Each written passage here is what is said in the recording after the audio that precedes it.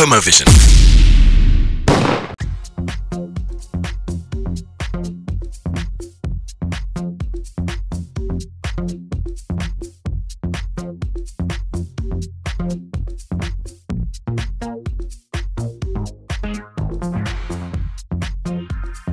My name's Clayton Littlewood and I am I was a blogger. I started writing a blog on MySpace about the shop I had on Old Compton Street called Dirty White Boy with my partner Jorge. And what I would do is I would start writing about all the mad people that would come in the shop and the mad people outside on the street, and just use it as a daily diary, really. And I always thought when we had this shop that we probably wouldn't be there very long, which turned out to be true. So I thought, well, I want to document it while I'm here, because in a few years' time, when I'm lying in my seaside nursing home wet bed, I want to be able to read back on and try and remember what what went on there. So I started posting these little diary entries on MySpace, and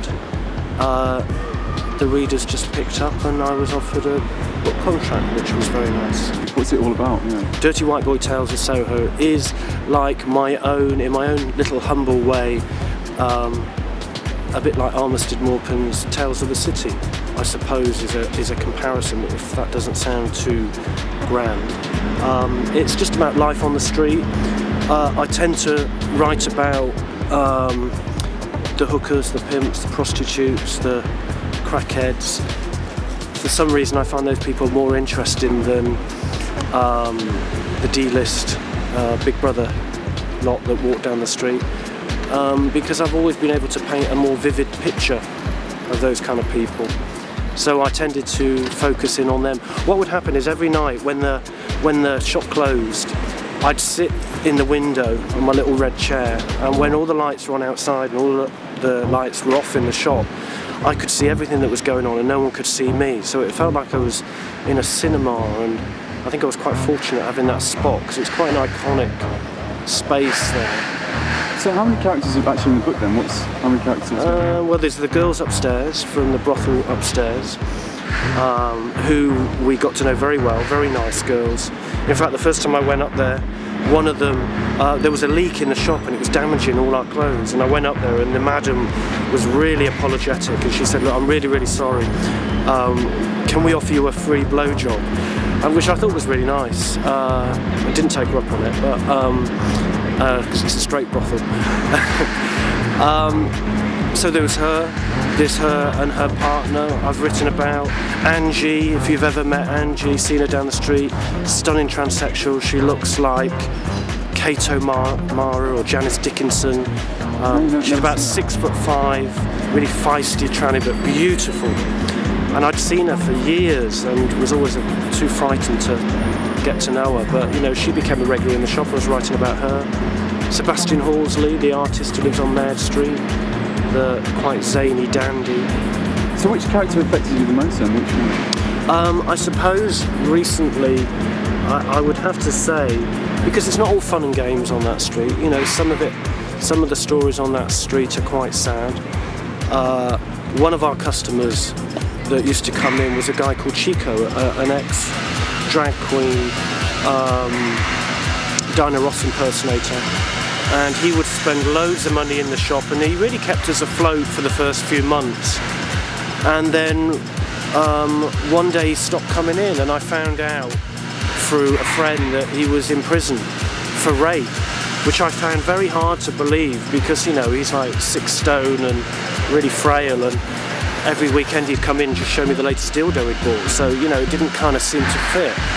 But it turned out that the hookers he was lavishing his money on, when he wouldn't offer them any more money, they accused him of rape, and the judge in Cambridge, who had no idea about hooker-client relationships, banged him up in prison. So I've been visiting him for the past few years. And it's weird how you get trapped up in other people's lives just through having that shop and being where we are. So that affected me quite a lot, because it was how one minute your life can be going along quite happily, and then the next minute, through wrong place, wrong time, everything changes like that.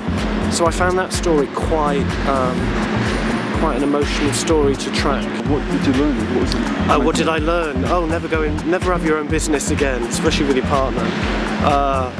Go on the dole, stay on the dole or something like that, don't get a job. But what did you learn from the actual book, writing the book? Writing the book. I suppose that going back to that story about Chico, I'd always assumed everyone who was in prison was guilty. And now I realise that there's a good proportion of people who aren't, and they've just been in the wrong place at the wrong time. So that was a bit of an eye-opener for me. I suppose as well you get this image of prostitutes and girls on the street, and to me they were the most genuine people, some of the most genuine people I met while we had the shop there. And I was fortunate that I met so many people from MySpace who were reading the blog, who, just because the shop is where it is, they popped in to say hello and, you know, became good friends. So I think it took me out my shell a bit, you know, I was a bit of a loner before. So, in terms of Soho as well, I mean, why would you say like Soho is important for London?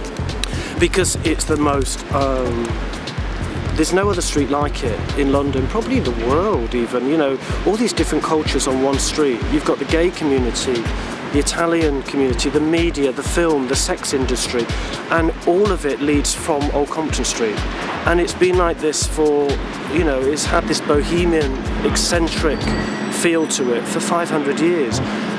And every so often Soho dies, and then it rises again out of the ashes, and a new culture takes over. But everybody gets along on that street, and you know, there's not many streets in London, in England, in Britain, like that. So it's a fascinating street to see all these sexualities and nationalities all mixing freely and quite happily, for the most part.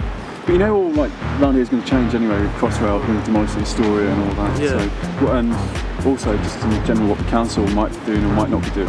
Yes. What would you keep and what would you change? I would keep all the brothels.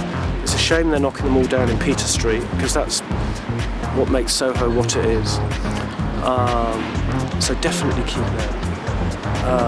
What would I get rid of? Probably the Dagenham hen nights. They get a bit trying after a while.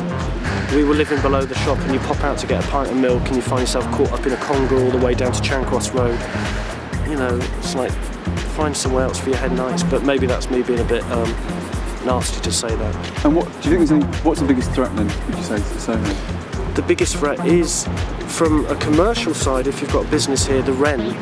Our rent was something like 80,000 a year. Then you've got the business rates, 26,000 a year. You know, that's before you've made a penny. So it's pushing a lot of the small businesses out.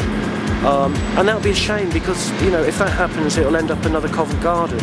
And not that there's anything wrong with Covent Garden, but we don't really want another, you know, and Soho is what it is, and we love it for what it is. But it's just become too expensive for the smaller businesses. And when they go, then, you know, it changes the dynamic of the place, and you've got a whole different type of people coming to Soho, and, you know, I don't think we want it to be filtered down in that respect. And finally, basically just, when's it out and how much? The book is out in November. It's on Amazon now, so you can pre-order it. Hopefully the play will be out at the end of the year, and I think the book is something like £8.99, so for the price of a cheap cocktail, you can be entertained for 2 hours with no hangover. HOMOVISION.